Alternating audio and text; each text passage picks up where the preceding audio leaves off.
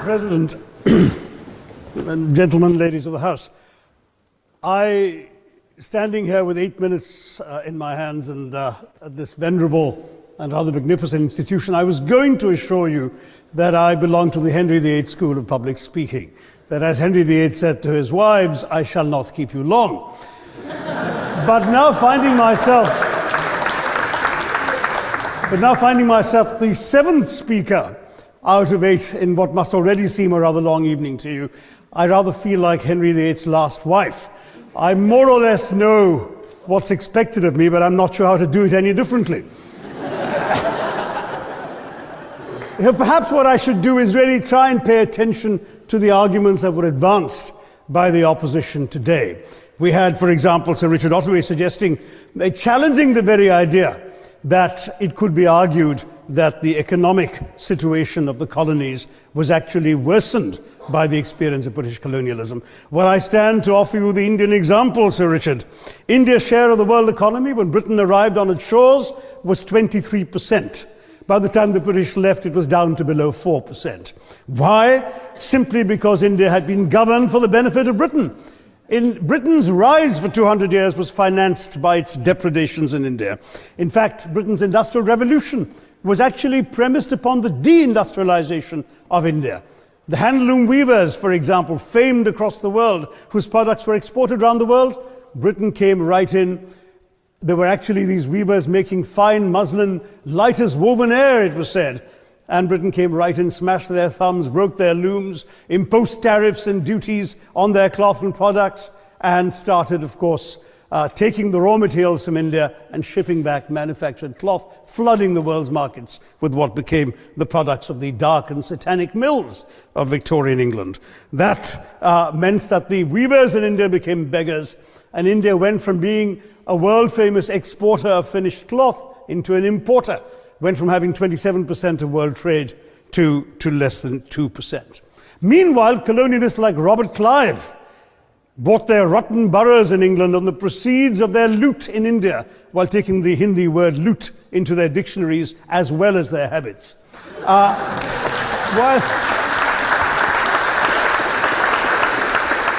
And the British had the gall to call him Clive of India, as if he belonged to the country, when all he really did was to ensure that much of the country belonged to him.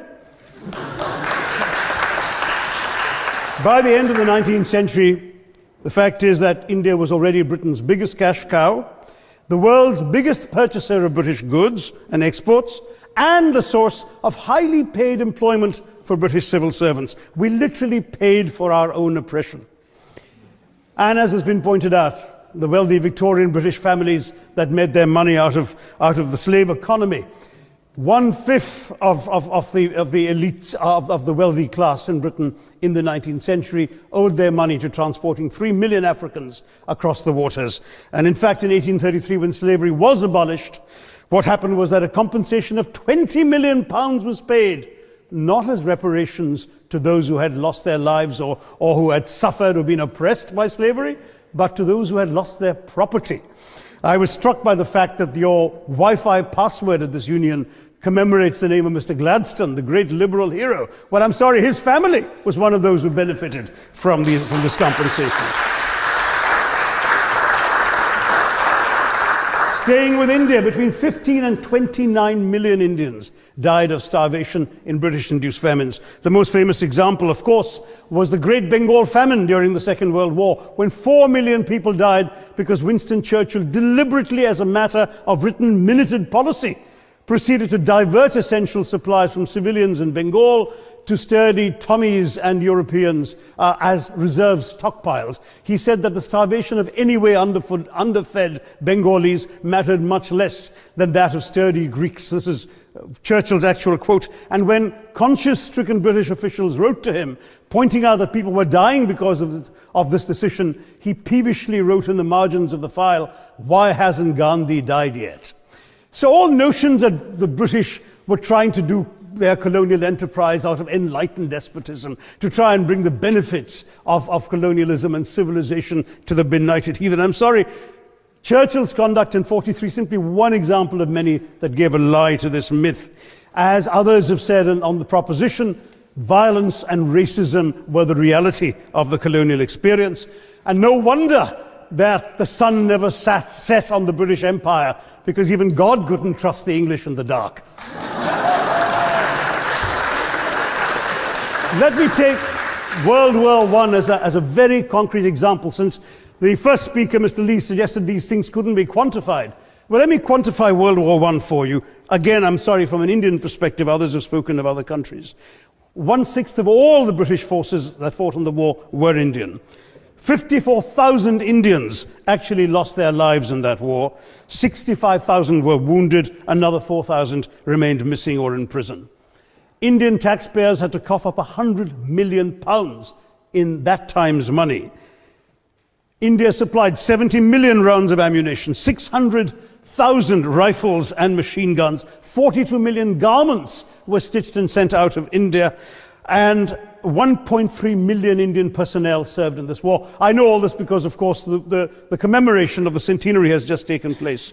But not just that, India had to supply 173,000 animals, 370 million tons of supplies, and in the end, the total value of everything that was taken out of India, India, by the way, suffering from recession at that time and poverty and hunger, was, in today's money, £8 billion.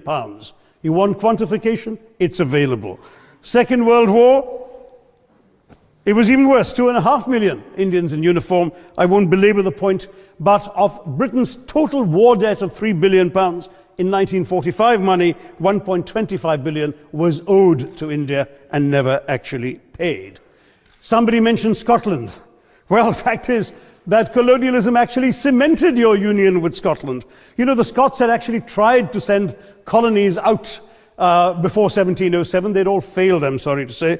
But then, of course, came union, and India was available, and there you had a disproportionate employment of Scots. I'm sorry, Mr. Mackenzie has to speak after me. Engaged in this colonial enterprise as soldiers, as merchants, as agents, as employees, and the earnings from India is what brought prosperity to Scotland, even pulled Scotland out of poverty. Now that India is no longer there, no wonder the bonds are loosening. Now, we've heard other arguments on this side. There's been a mention of the railways. Well, let me tell you, first of all, as my colleague, the Jamaican High Commissioner, has pointed out, railways and roads were really built to serve British interests and not those of the local people. But I might add that many countries have built railways and roads without having had to be colonized in order to do so.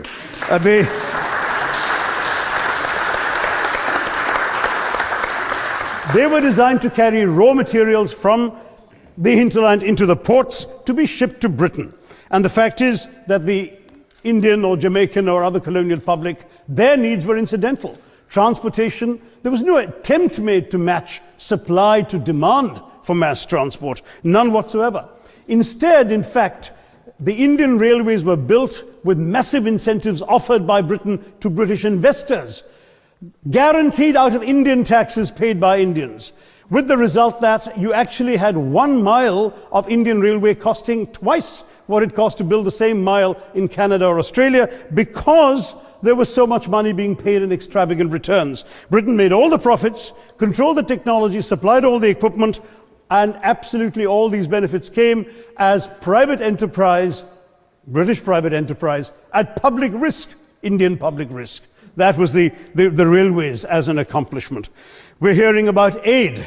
I think it was again Sir Richard Ottaway who mentioned British aid to India. Well, let me just point out that British aid to India is about 0.4% of India's GDP. The government of India actually spends more on fertilizer subsidies, which might be an appropriate metaphor for that argument. If I may point out as well,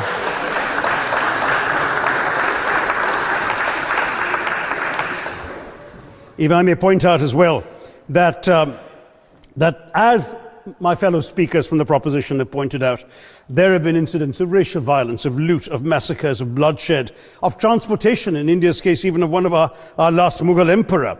Yes, maybe today's Britons are not responsible for some of these depredations, but the same speakers have pointed with pride to their foreign aid. You're not responsible for the people starving in Somalia, but you give them aid. Surely the principle of reparations for the wrongs that have been done cannot be denied. It's been pointed out, for example, the dehumanization of Africans in the Caribbean, the massive psychological damage that has been done, the undermining of social traditions, of property rights, of the authority structures of these societies, all in the interests of British colonialism. And the fact remains that many of today's problems in these countries, including the persistence, in some cases the creation of racial and ethnic and religious tensions, were the direct result of the colonial experience. So there is a moral debt that needs to be paid. Someone challenged reparations elsewhere. Well, I'm sorry, Germany doesn't just give reparations to Israel. It also gave reparations to Poland. Perhaps some of the speakers here are too young to remember the dramatic picture of Chancellor Willy Brandt on his knees in the Warsaw Ghetto in 1970. And there are other examples. There is Italy's reparations to Libya. There's Japan's to Korea. Even Britain has paid reparations to the New Zealand Maoris. So it's not as if this is something unprecedented or unheard of that's going to somehow open some sort of nasty Pandora's box.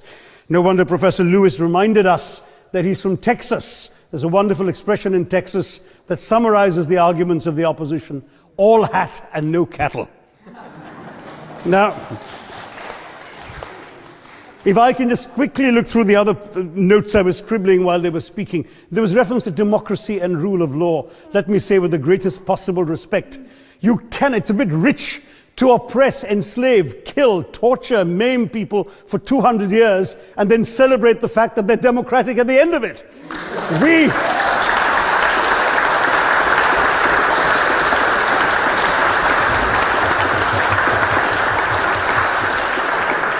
We were denied democracy, sir. We had to snatch it, seize it from you. With the greatest reluctance, it was conceded in India's case after 150 years of British rule, and that too with limited franchise. Yes, indeed, ma'am.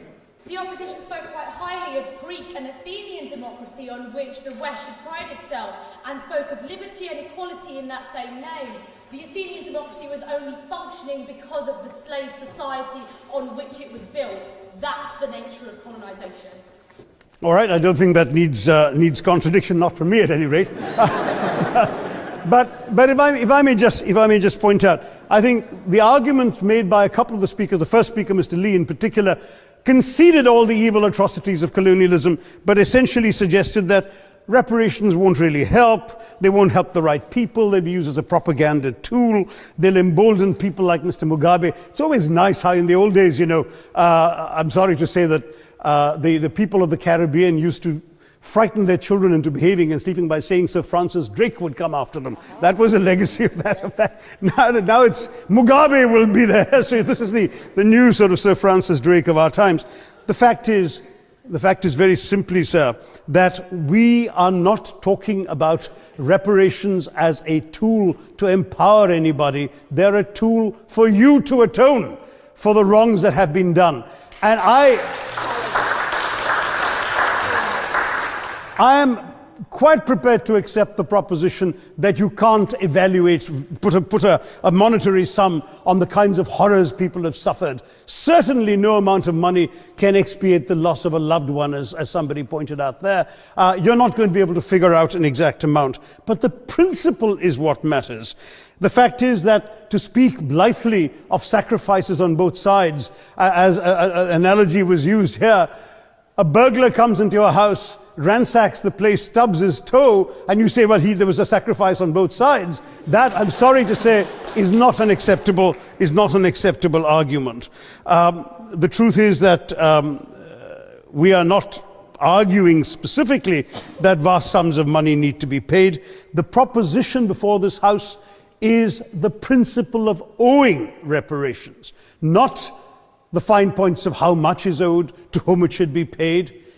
The question is there a debt? Does Britain owe reparations? As far as I'm concerned, the ability to acknowledge a wrong that has been done, to simply say sorry, will go a far, far, far longer way than some percentage of GDP in the form of aid. What is required, it seems to me, is accepting the principle that reparations are owed. Personally, I'd be quite happy if it was £1 a year for the next 200 years after the last 200 years of Britain and India. Thank you very much, Madam President.